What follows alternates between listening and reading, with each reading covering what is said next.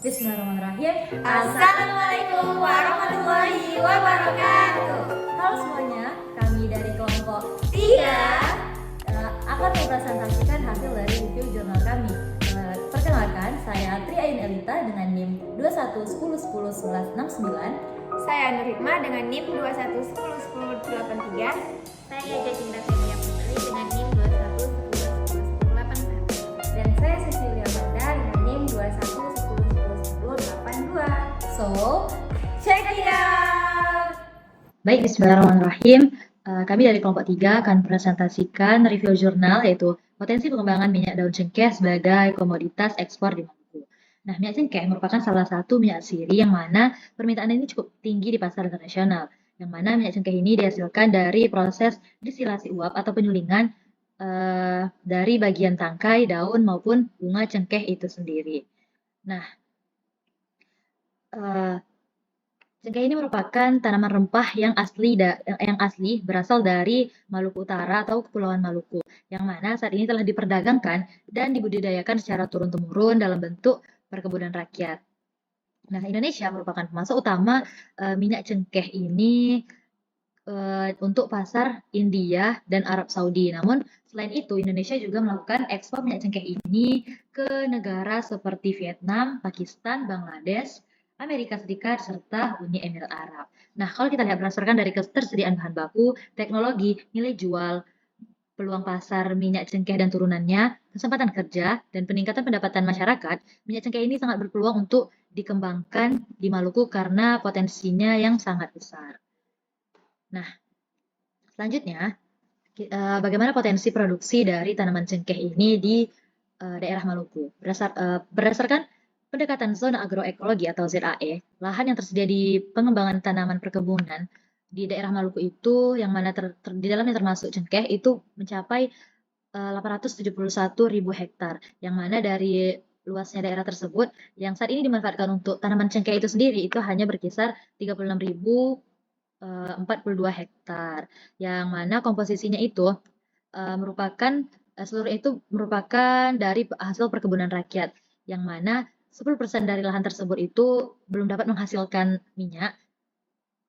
Terus sementara 70% dari tanaman tersebut telah menghasilkan minyak cengkeh, sementara 19%-nya lagi itu tergolong dari tanaman yang tua atau rusak. Jadi kalau kita lihat pemanfaatan tanaman yang telah dimanfaatkan untuk menghasilkan minyak cengkeh itu baru berkisar 70%, yang mana itu masih butuh optimalisasi lagi. Dan berdasarkan analisis dari Proximat, kandungan minyak pada bunga cengkeh itu berkisar antara 10-20%.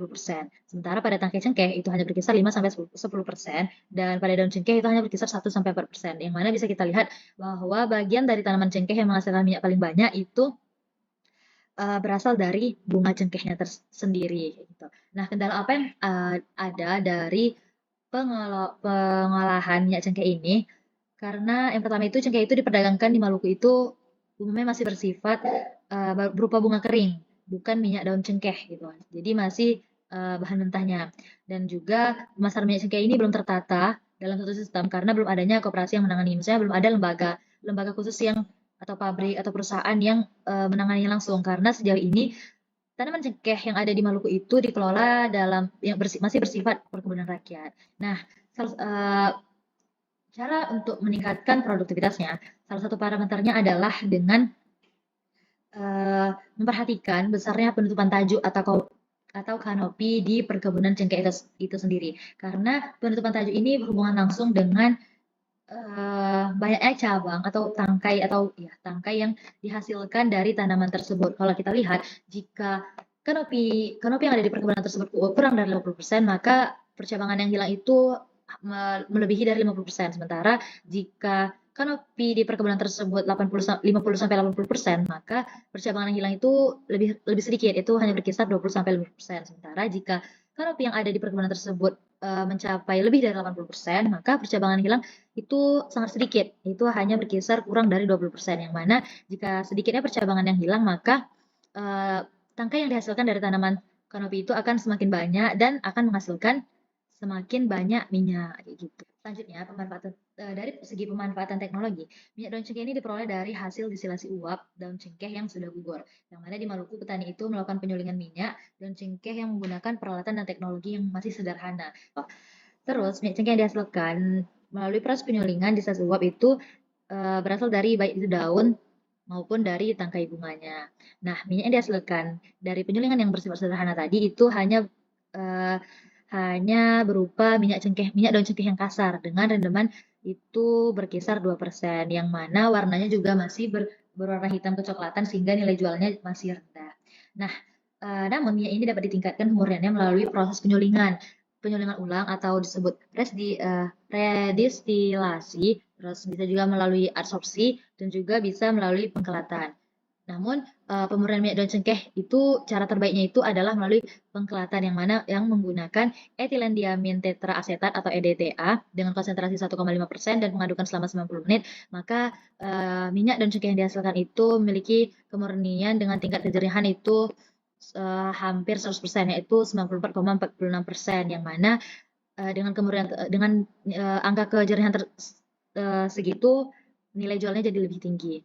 Oke, selanjutnya karakteristik minyak daun cengkeh dan turunannya serta pemanfaatannya. Yang pertama ada karakteristik minyak daun cengkeh dan turunannya serta pemanfaatannya.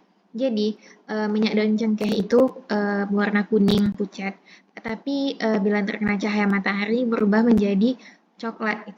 Minyak daun cengkeh adalah minyak atsiri yang dihasilkan dari penyulingan uap daun cengkeh yang gugur.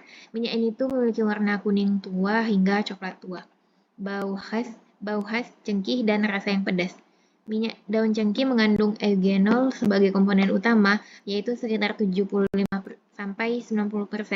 Kandungan eugenol inilah yang memberikan aroma dan khasiat cengkeh. Selanjutnya ada pemanfaatan minyak daun cengkeh dan turunannya. Turunan minyak daun cengkeh adalah senyawa-senyawa yang dihasilkan dari pengelolaan minyak daun cengkeh. Turunan minyak daun cengkeh yang paling umum adalah eugenol, metil eugenol, isoeugenol, dan vanilin sintesis. Eugenol adalah komponen utama minyak daun cengkeh. Eugenol memiliki sifat antibakteri, antiseptik, dan analgesik. Eugenol digunakan dalam industri kosmetik, farmasi, dan makanan. Kalau metil eugenol adalah senyawa yang memiliki aroma yang mirip dengan cengkeh. Metil eugenol digunakan dalam industri kosmetik, farmasi, dan makanan.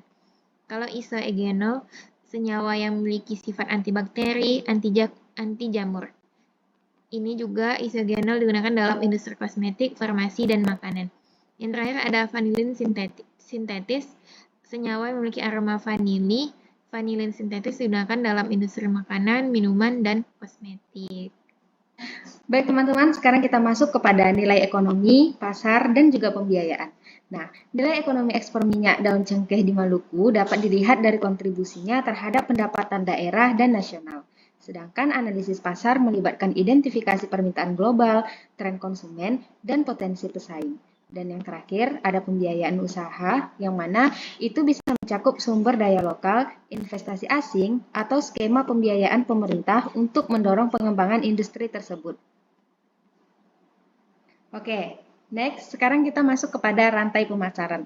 Nah, rantai pemasaran minyak cengkeh di Maluku ini bermula dari petani atau produsen. Kemudian disalurkan kepada pedagang pengumpul kecamatan, ada juga yang disalurkan kepada pedagang pengumpul kabupaten, dan juga pedagang pengumpul Ambon. Nah, biasanya pedagang pengumpul kecamatan ini menyalurkan lagi kepada pedagang pengumpul kabupaten, kemudian pengumpul Ambon, dan juga pedagang pengumpul Surabaya. Dan pedagang pengumpul kecamatan ini biasanya juga ada yang langsung mengirimkan kepada pedagang pengumpul Ambon, dan pedagang pengumpul kabupaten juga biasanya mengirimkan langsung kepada pedagang pengumpul Surabaya tanpa mengirimkannya terlebih dahulu kepada pedagang pengumpul Ambon. Next, kita masuk kepada pihak yang terlibat dalam pemasaran. Nah, yang pastinya yang pertama adalah pihak produsen, yang mana pihak produsen ini juga melibatkan kepada tengkulak keliling, kepada pedagang kecil setempat, dan kepada agen eksportir. Nah, tengkulak keliling ini biasanya dia juga melibatkan pedagang kecil setempat dan juga melibatkan agen eksportir. Nah, dari agen eksportir ini dilibatkan pula pihak eksportirnya. Begitu juga dengan tengkulak keliling yang melibatkan eksportir, dan kemudian dari pedagang kecil setempat tadi dilibatkan lagi pedagang besar yang kemudian melibatkan eksportir. Nah, teman-teman, dari eksportir ini dilibatkan lagi 4 pihak, yaitu yang pertama ada end user, ada broker murni, ada broker plus trader, dan yang terakhir ada trader. Nah, oke, selanjutnya adalah strategi kebijakan pengembangan minyak daun cengkeh. Jadi strateginya itu ada 3. Yang pertama strategi jangka pendek, strategi jangka menengah, dan strategi jangka panjang. Nah, strategi jangka pendek ini adalah dia lebih memfokuskan pada upaya untuk mendapatkan data dan informasi mengenai lahan dan juga tanaman cengkeh, sumber daya manusia, serta sarana dan prasarana pendukung usaha minyak daun cengkeh ini. Nah, strategi jangka menengah, strategi itu lebih diarahkan pada program aksi pemberdayaan petani cengkeh agar proses pengelolaan tanaman ini lebih produktif sehingga mampu meningkatkan kemampuan sumber daya manusia yang bergerak dalam bidang cengkeh. Nah, strategi yang terakhir adalah strategi jangka panjang. Strategi ini lebih diarahkan pada program pengembangan minyak daun cengkeh di setiap kabupaten atau kota pada sentra produksi agar terciptanya agribisnis cengkeh yang berkelanjutan. Nah,